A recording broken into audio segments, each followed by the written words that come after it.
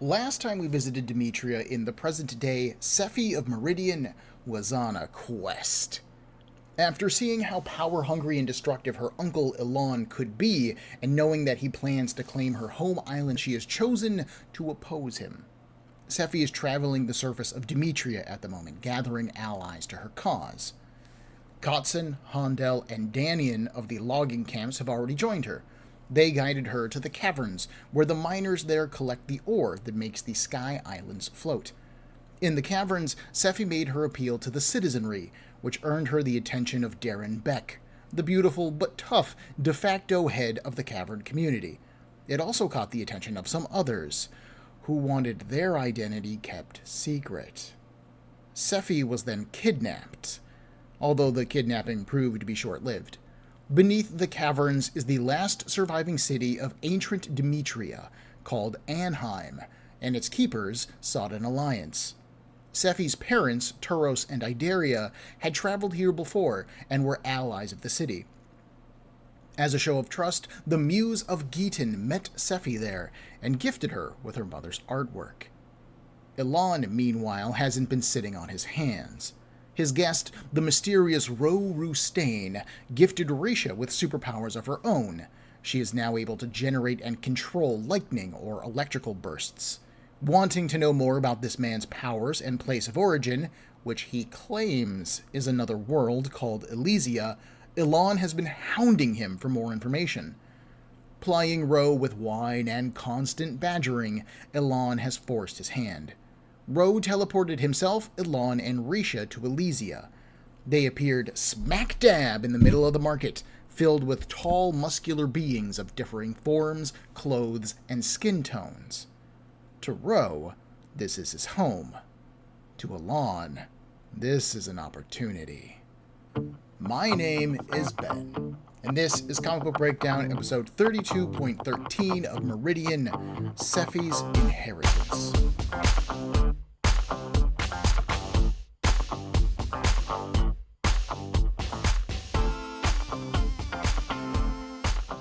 As issue 14 of Meridian opens, we're on Elysia.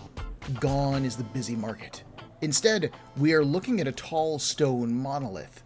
A severe face sits upon it in relief, glaring down at anyone who approaches it. A moat of water surrounds its stony base. We can see a single figure standing in the middle of a small crowd before it, although we can't make out who it is yet. Several other members of the first hang in the air, and it is to them that we focus. A caped woman dressed in gold shouts at her companion, "Embol! What are you doing?" Embol is a man with shoulder-length hair.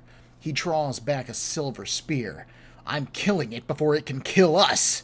And then he launches the spear.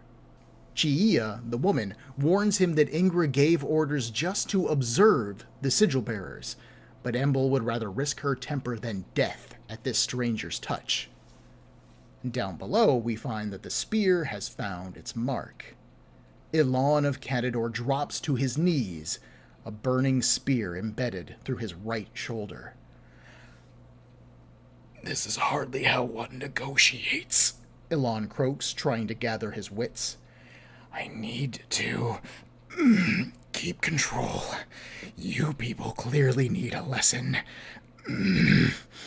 in the courtesies of exchange." Gathering his mind, gathering his power, Elon focuses his energy on the wound.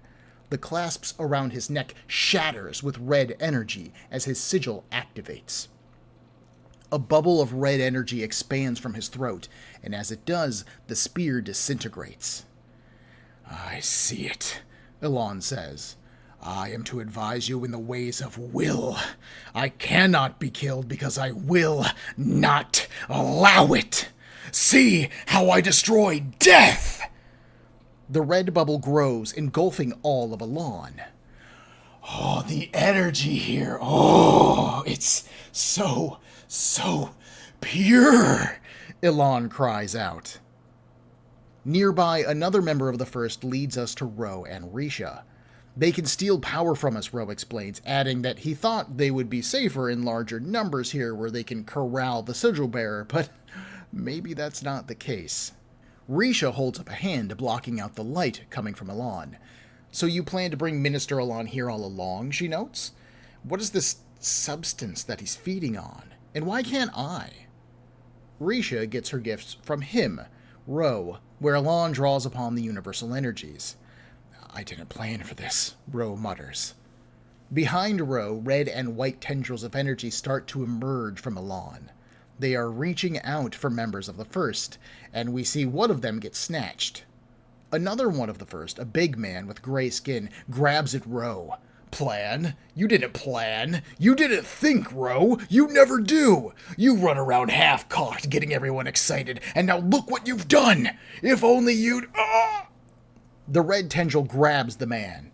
He cries out as his energy, maybe his life force, is torn from him.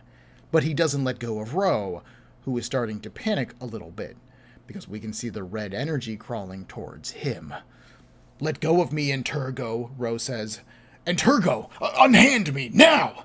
Risha, stand clear. I might need to withdraw my power from you. Standing at the center of a glowing red dome of energy, Alon grins like a man possessed, or maybe like a man high on narcotics. His pupils have shrunken down, sweat gathers on his brow, and he's panting. It's good, good, flooding through me, filling me with limitless power. With this power, I can surpass the gods. Almost a dozen members of the First are suspended in midair around him, wrapped in Alon's energies, being drained. They're feeding him. But Alon suddenly pauses. No. This hunger, this addiction, I will not let it control me. I will not slip again. No craving, no power will be my master.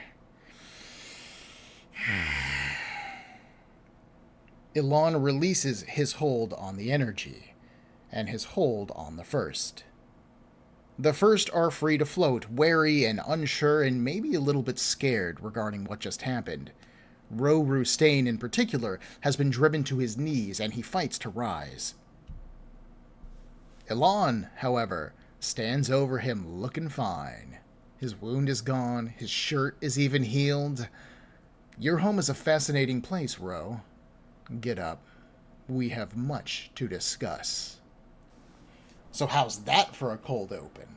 No context, no explanation, no setup from author Barbara Kesel. We're just dropped right into things. And after so long away from having like a heavy story focus on Alon, for me at least, it's a little bit welcome. Our past issues with Alon's appearances have pretty much just been him talking to Ro Rustain and a little bit of Risha, so getting to see him actually do something again is nice. Reading Sephie for the heavy focus of the last, 6 or 7 issues, has been great. It's nice to see her really step into being the lead heroine of this comic, but I do think that it's also kind of nice to check in on our resident big bad. That said, there is a little secret about this scene, which I'll get into later. Spinning out of that secret, though, because we got to talk about the scene, are the First themselves. Kesel has done very little work to tell us who the First are in the cross-gen universe inside the context of Meridian at this point. And I'm talking either like cosmologically, in which they're generally viewed as gods, and think of themselves as the creators of everything, even if maybe they aren't, or contextually, as in who these figures are in relation to Demetria specifically. If a bulky man walked into your place of work and said that he was a god from a planet of gods and he could give you superpowers here on Earth, we would have a variety of reactions to this. Some people would believe him, some wouldn't, of course. Some would be offended and they would attack him. Others would assume that even if he had these powers, Ro was some kind of alien and that has its own set of reactions contextualized by our society. All of those reactions stem from our understanding of the world and our point of views on it, right? And on Demetria, the stars are not giant balls of gas that planets orbit around. They're the spirits of the dead. Sephie believes that when she scatters her father's spirit back in Meridian issue 3 or 4, it's the scene that inspired this lovely art print, she literally thinks that his spirit went to the stars. And now we have a man from another distant star who shows up and says he's from a planet at the center of everything. How does that affect someone from Demetria? Does it affect them at all? Elan is clearly unperturbed by the first and the idea that they might be gods. Given what we know about him, it does feel right that he does not hold the stars sacred, and by extension, he doesn't hold the first sacred at all. Nothing seems sacred to Elan, save for his own will, which we see him exercise here magnificently. He destroys his own death. He gets drunk on universal energy, drunk on power. It's everything that he's ever wanted. It's everything we've been seeing him work towards in Meridian, and he says no to it. Elan controls who he is. He won't be ruled by love, or family, or duty, or power. Elan rules Elan. To the point where he can even deny his own destruction when battling godlike figures.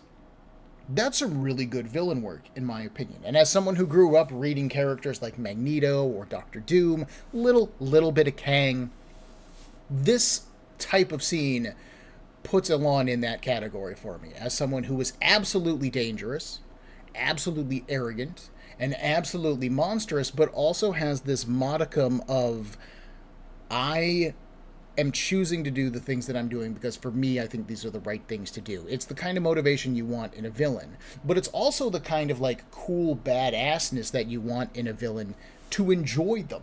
I don't like Elan as a person, but I like Elan as a villain in the same way that I like someone like Magneto or Doctor Doom. Author Barbara Kesel isn't just giving us an exciting action-packed opening scene in this sequence. We, as an audience, haven't really seen Elan do his thing in quite a while. Not since issue 9, when he destroyed Acacia for trying to trick him over Sephie's death. Counting the single issue of Cross-Gen Chronicles in between, that means it's been 6 issues since Elan was a present threat in Meridian. We've been watching Sephie find her own power and gain allies, and it was looking like her and Alliance could actually begin to stand a chance against him. But now Elan has traveled to the stars. He has found out that the life force of the gods makes him stronger. And even when consumed with that power, Elan still won't be cowed by it. Sephie might be better off than she used to be when she started out Meridian. But so is her uncle. That shared power scaling will ensure that the next time these two characters meet each other, there will be no way for us to guess who has the upper hand and who will win that potential conflict. That sense of uncertainty adds excitement and more stakes to us, the reader, and Kesel has been on a long, slow burn this entire time. This style of storytelling is right up her alley in Meridian, and it is incredibly well executed. There's also the simple fact that Meridian started out with a heavy focus on Elan for, I would argue, the first, 3 to 5 issues, and keeping some amount of focus on him feels right. It would be fairly uninteresting if he just dropped out of the spotlight for months at a time and then showed up with a new, weird plan out of nowhere. That would lead to disjointed character work, disjointed plot setups, and ultimately, for me, unsatisfying stories. If you've been watching my recent coverage of Marvel's Blood Hunt event over on the Breakdown YouTube page, you might know what I mean with disjointed story elements being a real drag on the story. Another nice thing in this scene, though, artistically, is Elysia's skies going dark as Elan's threat level increases. A storm's a-brewin', and Elan is at the heart of it. Back on Demetria, under the surface, in the hidden city of Anheim, Sephie is wrapping up her conversation with the Muse of Giatan. During issue 13, the Muse gave Sephie a leather case that contained artwork done by her mother, Idaria, giving Sephie first-hand information about her. But this touching move doesn't distract Sephie from the fact that the Muse has appeared to be allied with her uncle Elan up to this point. Why is she here? The Muse will come when she is needed, in the form most fitting. She sees what is to come, and must make Sephie ready. This gives Sephie pause. Ready for what? The Muse's orange eyes flare, and she speaks with words of power. Quote, "When the two sides must join as one against the reversal and the ending." End quote. Sephie had been putting all of her new scrolls away while the Muse had been speaking, but that little bit of information caught her attention. Wait, do you mean that I will be working with Uncle Elon? But by the time she turns to look at her companion, the Muse is gone. In her narration, Sephie says that the Muse is a very strange creature. Her disappearing here was shocking, but the fact that the Muse was here in Anheim to begin with her mother's artwork, is far more concerning. She wonders simply, why? And Sephie admits that she may never know.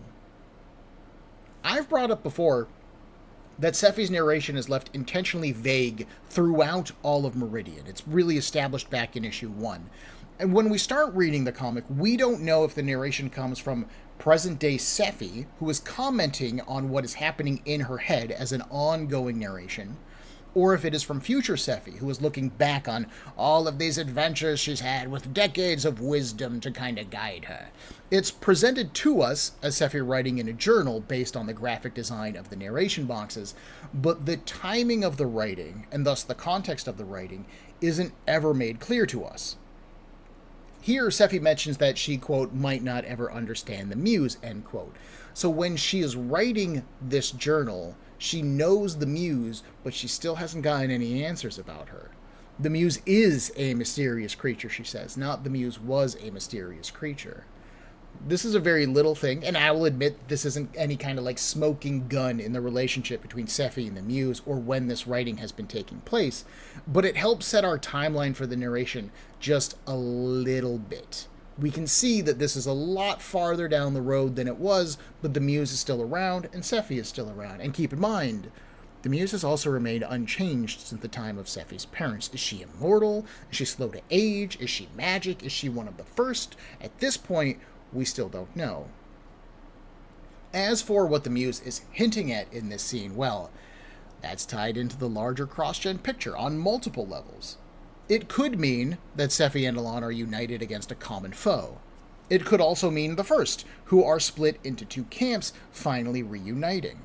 And when the Muse speaks of the reversal and the ending, she is referring to the negation, a threat that has only just begun to crop up in other cross-gen titles. Opposing sides would need to unite to defeat the negation. Her thoughts swirling from this strange encounter, and thoughts of her parents, Sephie decides to walk her anxiousness out. But as she does, Sephie also realized that she was being followed. Now, back on Meridian, Sephie had tailed deer in the woods, and whoever this person was, they were clumsy at best. The caverns in Anheim had held enough surprises for her, so Sephie engineered one of her own. Turning around a blind corner, she set down her lantern and then flew into the air. Circling around, she confronted her stalker from behind, who turns out to be Krenner, the grandson of Minister Gress. He saw the light at the warehouse and thought that one of the newcomers might be... realizing that he is questioning the intentions of Sephie's group, Krenner switches his words. He is responsible for the storehouse, so he couldn't just assume that whoever was here had good intentions. He offers to show Sephie what they're housing here, and it's seeds. This warehouse is a kind of doomsday vault containing a seed sample from a huge variety of plant life on Meridian, if not every plant life on Meridian. Krenner has been checking them for viability to see if they can grow again, and to honor the work of whoever did this. It's stupid, he says, but he's passionate about it. Sephie disagrees. It isn't stupid at all. It's thoughtful. He dumps a small cracked pot into her hands. Many of the samples are lost thanks to just a faulty seal or a small crack. There are just so many to check that it's going to take a long time, Krenner says. Well, maybe Sephie can help with that. She concentrates, and the energy of her sigil emanates from her hands. It spreads to the whole building, fixing cracks, repairing artwork, and restoring the seeds back to their prime. Sephie dumps them back into Krenner's hands. He is flabbergasted by this. Sephie, what are you? He catches himself. Let me rephrase that. What you are is wonderful. Thank you. Have you always been so special? Sephie looks at him with her big green eyes. I'm still learning what I can do.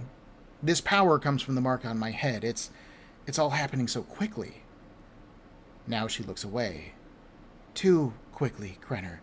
I'm sorry, but there is someone back home on Meridian. His name is Jad. And there is a slight smile on her lips as she says his name. Yes! Jeffy stands unite. You stay loyal, Sephie. We'll get him away from Phoebe yet. Kesel then does one of those smooth fluid transitions over to the island that the Meridianites now call home. A dangerous storm slams the rock with wind, rain, and lightning. Some of the lightning strikes one of the massive floating rocks in the air, splitting it into smaller chunks. And I'm talking smaller in comparison to the original trunk, but still large when compared to a human. The drop in mass on this stone upsets the balance of the ore that lets it float, and so they begin to drop right towards a beautiful ship. Jad tries to run for the ship, but his father, John, holds him back. Shouting over the winds, he tells them that it's time to take cover. The ship isn't worth your life. No thing is. The largest stone impacts on the boat, shattering it into 1,000,000 pieces. The small scraps of wood float away. Shaken but relieved to be alive, John's party stares at the rock. Jad can see something as the lightning gathers. It seems to collect above the stone. John doesn't understand what this is. He's never seen anything like that. Jad, however, says that he can see a shape, a figure, a person. Suddenly, in a bright flash of light, the storm is dispelled. Warm orange light washes over the island as the sun is suddenly visible in the sky. People of Meridian, calls the Muse of Giatan. She then says a lot of lovely, flowery language that I am sadly skipping past, but the important part is that she says that she is the eyes, and her gaze has fallen on one of their own. Oh, I wonder who on this island that could be. Back under the surface, Darren Beck has journeyed into Anheim. Her guides are actually quite happy to have her. It seems that Darren isn't very interested in their mission here, but she says that she wronged Sephie in how she got her here. She needs to apologize. Then she's going to go right back to minding her own business, figuratively and literally. She and we find Sephie and her party getting ready to move on. Minister Gares is sad to see her go so quickly, but he understands the importance of her mission. Anheim has some things that they would like her to take, and here Krenner steps forward. He is followed by his watcher or guardian, Ras, and then Darren Beck steps up. When Sephie first sees her, Sephie is still mad at Darren's trick, the one that got her kidnapped. Darren isn't bothered by her hurt feelings. In her eyes, Sephie needs to grow up. That said, Darren has decided to help her. She's already started to spread the story of Sephie and what she is trying to accomplish in her bar. By the time you get to the Sky Islands, the story will have already been there, Darren says. Minister Gares then leads them down into a man-made chamber. Years ago, Turos, Sephie's father, had a symbol made when he was trying to unite them all, something to signify that unity. They've changed it a little bit to better represent Sephie, and floating in the air of a cavern is a ship. A smooth main body is carefully constructed in polished wood. It shines with what light reaches here. Gold trim runs along the upper edge, down the front prow and under the belly of the ship. 2 ballast pods, cylindrical in shape, stick out of either side. 3 sails rest on top of it. 2 of them branch out to either side, attached at their top to the main mast. Sharing that mast, of course, is the main sail, with a sunburst effect resting in the center of it. Within that sunburst is Sephie's sigil, all in yellow and white. Sephie's face lights up. She recognizes that ship. She saw it in one of Jad Takarty's logbooks when she was a child. This is the ship that Turos and Idaria were delivering when Alon's assassins attacked them, which we saw in Cross-Gen Chronicles issue 3. "It's the most beautiful thing I've ever seen," Sephie says. And apparently Darren agrees, because while she is staring at it, she tells Gares to have someone mind her place. She's going. Gares wishes them good journey, and then it's time to go. Less than 2 weeks ago, Sephie was just a girl who fell from the sky. Now she's a captain of her own ship, with superpowers, leading a revolt against the most powerful man in the world. No turning back now. Sephie recalls that Jad Takarty once told her that this ship, the Lost One, had failed.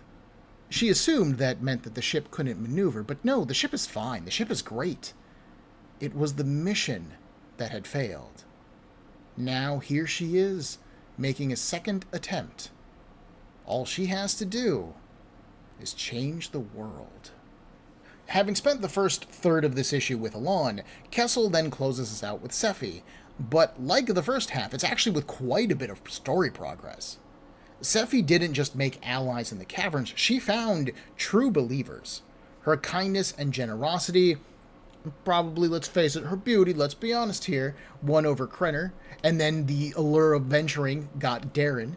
Her new friends might not be gods, but they have faith enough in Sephie to risk rebelling against Catador's seemingly all-powerful influence.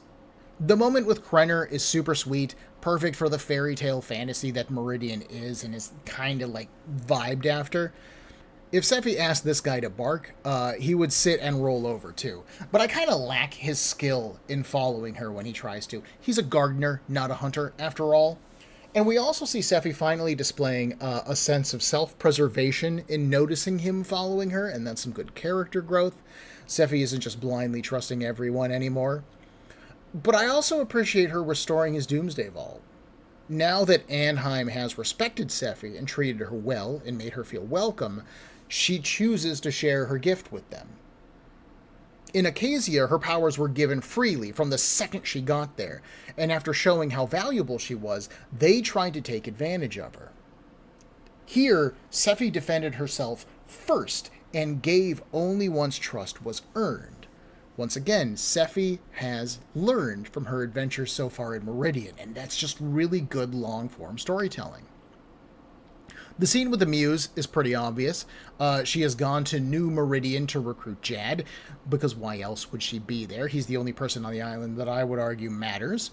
We sure ain't seeing like little Georgie or Mira sent after Sephie. But now that Sephie has a potential new love interest in Krenner, and let's face it, Jad's got one too in the form of Phoebe, we'll see how much they still care for each other next time they meet up. That scene also displays quite a bit more of the Muse's power. She doesn't just teleport into the scene, she disperses that storm like it's a bad fart. And more importantly to me, the Muse did so openly. So far, all of her moves have kind of been behind closed doors in our story, or off-panel, or off-scene. This is really the first public use of her powers that I can think of in the course of Meridian.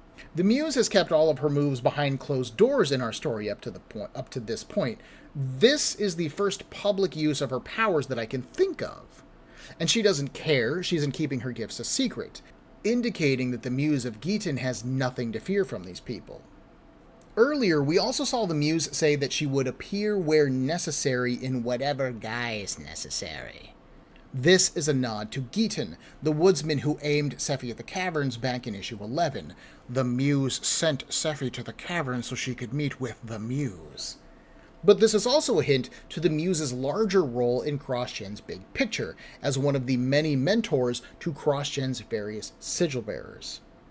These characters are all over the galaxy, but they are also the same person, appearing where needed and in the form most suited to the job. Sometimes that means they're a fuzzy sidekick on the magical Ceres over in Mystic, sometimes they're a dour court gesture on Avalon over in Scion, and sometimes it's as a friendly woodsman, and sometimes it's as a short, mysterious, vague old woman in Meridian. Finally, we end the issue with a pretty big step forward, and a fun nod to the past. CrossGen Chronicles issue 3 didn't just give us a look at Meridian's past and kind of Sephie's origins and the goals and dreams of Tauros and Idaria, it also introduced us to this ship specifically, and told us how it failed in its mission the first time. Now, Sephie is connected to her parents by blood, of course, by purpose of her choosing, and by design of the Muse of Giatan. Remember, Her mother's family is the ones that designed that ship. Turos is the one who designed the sunburst effect. It's Sephie's now, however, and she is going to have to pilot it into the future as best she can. Thank you, everyone, for your patience while I got to this episode. I know it has been more than a minute since we last spoke about Meridian, and no one is more frustrated at Breakdown's lack of output as I am. Life has simply been getting in the way with a variety of changes and problems that have just been eating up my time, and they've just been leaving me too tired to do a whole lot of anything else. It would literally take an entire episode for me to cover my recent adventures and problems, and I don't really want to dwell on that crap anyways. Like, I use comics to escape reality, and there are aspects of my reality that I really want to escape from right now, so I am making way more of a concerted effort to get back on Breakdown. I am trying to get back on track, which is why this episode is just a single issue episode. I don't really like doing these kind of breakdowns, as it feels like it's going to take us forever to get anywhere in the story, but I figured that some breakdown is better than none, at least I hope. At least it is for me. Sorry if it's not for you. So expect our next few weeks to be single issue episodes as I kind of find my feet again and get back into the swing of production. Once I am back up to speed and in a good place, I do hope to switch back to 2 issues an episode. We are building to one of the most incredible climaxes that we get in a cross-gen comic, and I'm really excited to get to cover it and like re-experience it myself and present it to y'all. It's just a matter of getting there, right? It's just going to be a little bit of a complicated road for us to get there. Next week, the Muse of Giatan sends Jad on a mission, but you best be sure he isn't going alone. Sephie finds that having a crew isn't quite what she thought it was, and Alon makes a tantalizing first, wink, contact. Join me in a week for Comic Book Breakdown episode 32.14 of Meridian, A Pirate's Life for She. If you enjoyed this episode of Breakdown, please make sure to hit that like button, and if you are not subscribed to the show, then click on that as well. I love getting feedback, and I would really appreciate it if you did so. If you have any questions, concerns, or would like to suggest a comic or a series to me, Breakdown can be found on Facebook, Instagram, and on a variety of podcast platforms, with links in the description for this episode below, as well as the email cbbreakdown@gmail.com. Thank you for your time and attention.